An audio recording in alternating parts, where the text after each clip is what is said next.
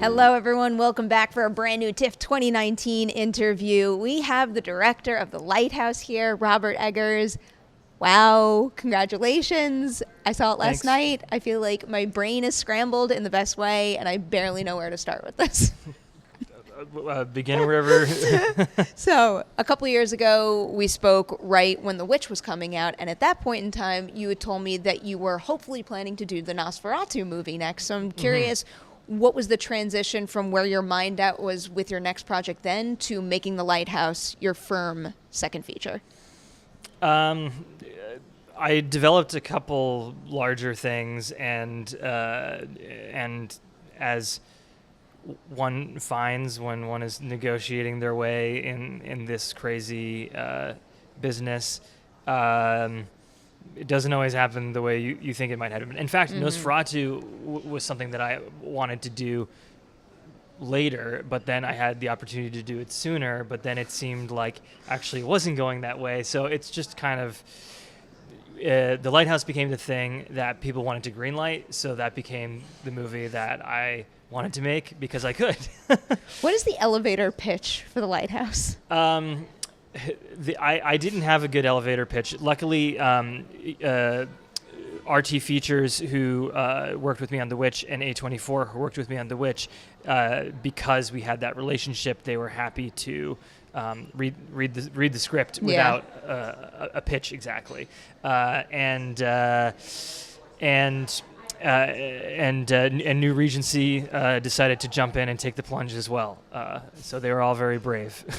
And what's it like giving them a script like this? Do you have to also give like visual references, other things? Because I imagine that what I just experienced last night probably can't be fully felt through the page. I make a lot of lookbooks. So there was like a general lookbook that gave the vibe and atmosphere of the whole film, and then an extensive lookbook about the costumes, an extensive lookbook about all the structures that were built and the storms and everything like that. So did you build everything, or was the structure out there somewhere? Every building you see in the movie we made completely. And is there anything about it that's specifically designed to suit your crew? Because I'm also wondering about what the black and white style does. I don't know, with things like lighting that many people out there might not expect. Well, so with The Witch, we shot nearly everything with natural light or flame. The XX black and white film stock hasn't changed since the 1950s and takes an incredible amount of light. So all of the kerosene lanterns, whether they're on a table or a sconce, had like extremely bright light bulbs in them that were set to flicker. So we had to have wires and things hidden and installed to light with black and white. And additionally, in the interior lighthouse tower, it was only 8 feet in diameter, so we needed to be able to move walls around in order to get the camera in there. Oh boy, that sounds nice and complicated. Yeah. It also sounds really badass when you say, like, we made our film with natural light and flame. Like, that should just be a thing. That should just be a thing. When you were casting this, was it always Willem Dafoe and Robert Pattinson? Because these performances are seared in my brain. I can't imagine it any other way. Yeah, absolutely. I mean, luckily... Rob and I had been looking for something, and Willem and I had been looking for something. So when this seemed like it could be the next thing, boom, What were the first burning questions they had for you after reading the script? Well, they each wanted to know who was playing the other person. Makes sense. That was the most burning question. And they were both excited by the idea of working with the other.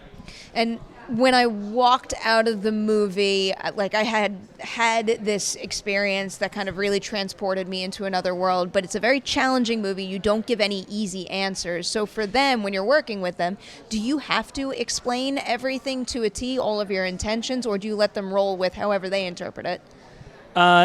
Sometimes there's specific things I need to explain, sometimes not. Rob would often ask me about his character's past and be like, is it this, is it this, is it this, is it that, is it this, is it this?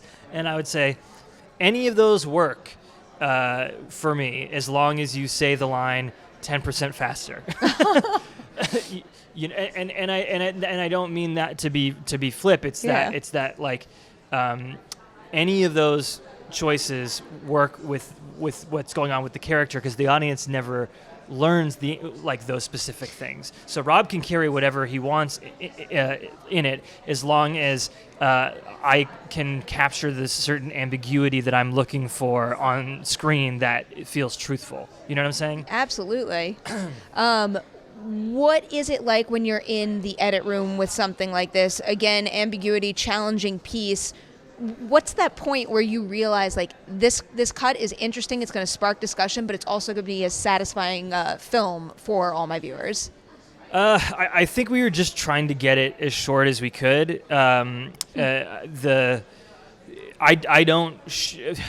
partially because Jaren and I are so slow, but it's also because the DP. But it's also because we are really specific about what we're shooting, and we don't shoot coverage, and we don't.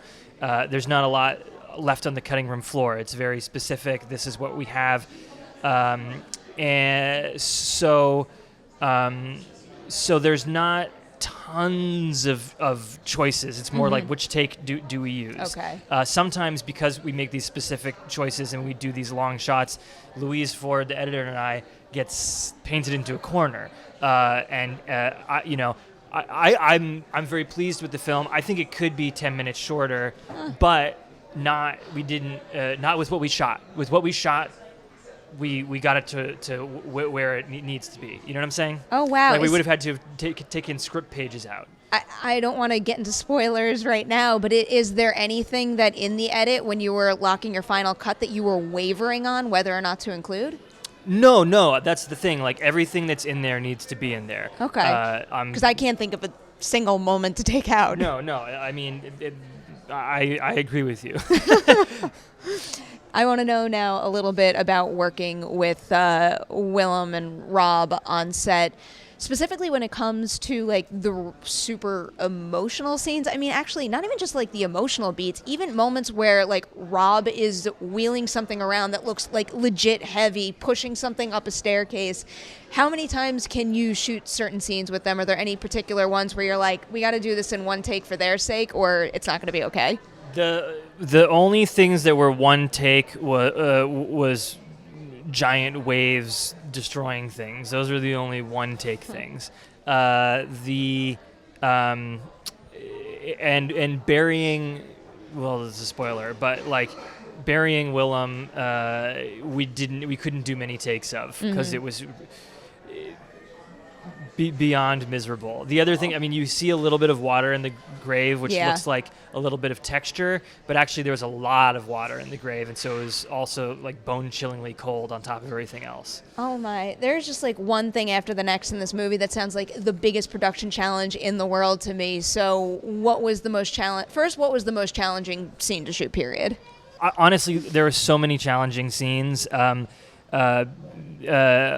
think we were using 3 different periods of camera equipment, like cobbled together to make this thing in the pouring rain with gale force winds, with dolly and crane only, and so the gear was constantly breaking down and didn't want to be fixed easily because these were things that didn't like come together very easily. So often when we were out and the weather was what it needed to be to tell the story, we were moving incredibly slowly because the camera kept breaking down. What camera did you use? Because it's a really old camera, right? Well, the camera body is not a particularly old Panavision camera body, but we were using lenses from as early as 1918 and as late as 1938 that were rehoused for us by Panavision. Oh boy, I hope the insurance on that. Oh no, I mean there. We didn't nothing. It was fine. But I'm just picturing like super old lenses like that with waves crashing down on them. Yeah, it was